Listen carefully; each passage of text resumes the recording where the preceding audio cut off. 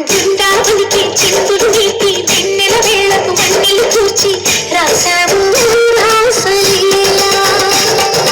తలుపుల పాటి ఆలోచిస్తూ అల్లరి మాటల మల్లెలు చూస్తూ రేపావు ఒక పక్కన రక్కసి మూకలతో సమరాలను చేశావు ఈ పక్కన పక్కన చుక్కలకి మరి తీరని తోచావు చూసాము